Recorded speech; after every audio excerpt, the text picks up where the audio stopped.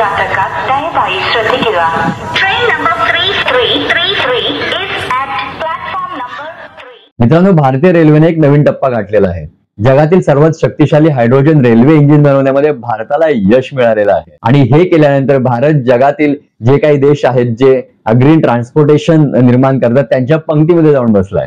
Railway मंत्री अश्विनी वैष्णव यांनी जाहीर केलं की भारताने बनवलेले हे हायड्रोजन इंजिन भारतामध्येच बनवण्यात आलेलं आहे आणि ज्याची पॉवर 1200 हॉर्स पॉवर इतकी आहे, जी इतर देशांमध्ये असणाऱ्या 500 ते 600 हॉर्स पॉवर पेक्षा खूप जास्त आहे. आत्मनिर्भर भारत की एक और मिसाल है हाइड्रोजन ट्रेन. पूरी तरह से भारत में डिजाइन, भारत में manufacture. Hydrogen train, there are only 4 countries in the world which have been able to develop a hydrogen train, and most of the countries have developed trains with the capacity of about 500-600 horsepower. A hydrogen train which is 1200 horsepower. Hydrogen railway engine commercial use साठी खूप आधी सुरू केलेलं आहे आणि या कारणामुळे ते जागतिक स्तरावर सगळ्यांच्या समोर एक आदर्श बनलेले आहे. उदाहरणार्थ जर्मनीमध्ये असणारी कोराडिया आयलिंग ट्रेन जी 2018 मध्ये सुरू झाली, ती अतिशय शांत आहे आणि 0 इमिशन वरती ही ट्रेन कमर्शियलाइज झालेली आहे. आणि या यादीमध्ये भारत सुद्धा सामील होत आहे आणि त्यामुळे जगासमोर भारताची जी काही टेक्नॉलॉजिकल पॉवर आहे ती दिसून येणार आहे.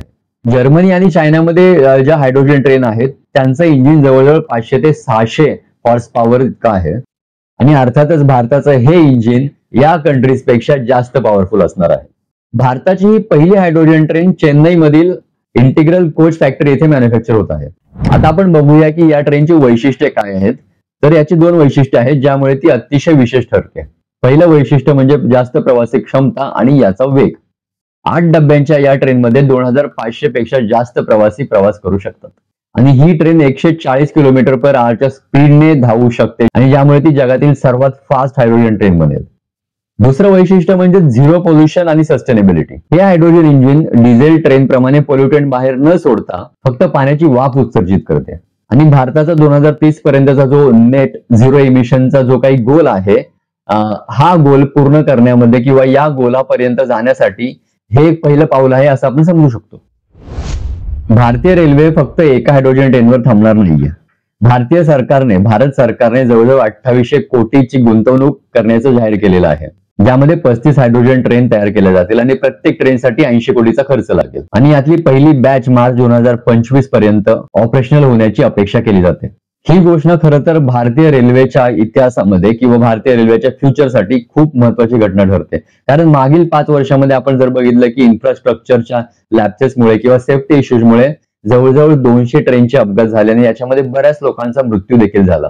आणि तसंही बघायला गेलं तर भारताची ऍडव्हान्स ट्रेन म्हणजे वंदे भारत ही जरी आपण पाहिली तरी याचा वेग जास्तीत जास्त 23 km/h पर्यंत पोहोचतो, जो की ग्लोबल तुलनेमध्ये फारच कमी आहे. आता तुम्ही म्हणाल की हायड्रोजन ट्रेनच का? तर याचं पहिलं कारण असं की हायड्रोजन ट्रेन या डिझेल ट्रेनमुळे होणारं प्रदूषण कमी करतात. आणि अजून एक कारण म्हणायचं झालं तर भारतासारख्या मोठ्या देशामध्ये जिथे की रेल्वेचं ट्रॅक किंवा रेल्वेचं नेटवर्क खूपच मोठं आहे, अशा देशामध्ये जर डिझेलचा वापर केला तर खूप जास्त प्रदूषण होऊ शकतं आणि जे की क्लायमेट चेंजला कारण ठरू शकतं. याविरुद्ध हायड्रोजन ट्रेन या क्लीन आणि पर्यावरणपूरक आहेत. आपण जर भारताची भौगोलिक परिस्थिती बघितली तर याच्यामध्ये खूपच जास्त व्हेरिएशन आहेत आणि हायड्रोजन ट्रेन त्या भागांसाठी खूप उपयोगी आहे जेथे ट्रॅकचे विद्युतीकरण करणे अवघड आहे, जे की भौगोलिक अडचणी किंवा जास्त एक्सपेन्सेसमुळे थोडंसं डिफिकल्ट होऊन जातं.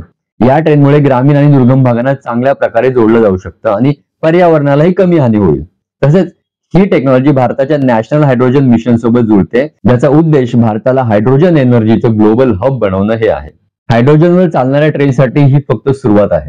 रेल्वे मंत्री अश्विनी वैष्णव यांनी सांगितलं की हे तंत्रज्ञान फक्त रेल्वेसाठी मर्यादित राहणार नसून भविष्यात हायड्रोजनवर चालणारे ट्रक्स, टगबोट्स आणि इतर वाहने बनवण्याचा मार्ग मोकळा होऊ शकतो. फ्युएल सेल सिस्टमच्या मॉड्युलर नेचरमुळे या टेक्नॉलॉजीचा यूज हा वेगवेगळ्या प्रकारच्या वाहनांसाठी सुद्धा केला जाऊ शकतो आणि यामुळे वाहतूक क्षेत्रात खूप मोठा बदल घडू शकेल. ऍक्च्युली हायड्रोजन ट्रेनचा वापर केल्यामुळे कम्युनिटीज आणि इंडस्ट्रीला सुद्धा खूप उपयोग होईल. आता बघा ना, जिंद सोनीपत जिथे पहिली ट्रेन येईल त्या कॉरिडॉरचा जर आपण विचार केला तर त्यांना कितीतरी फायदे मिळतील. पहिला फायदा म्हणजे प्रदूषण आणि आवाज कमी होईल.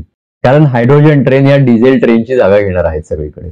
फ्युचरमध्ये हायड्रोजन फ्युल सेल टेक्नॉलॉजीचा वापर लॉजिस्टिक मध्येही होऊ शकतो, जिथे ते माल वाहतुकीसाठी डिझेलला पर्याय देऊ शकते. तसेच उद्योगांमध्येही हे तंत्रज्ञान वापरले जाऊ शकते, जिथे प्रदूषण मुक्त आणि स्ट्रॉंग एनर्जी सोर्सेसची गरज असते.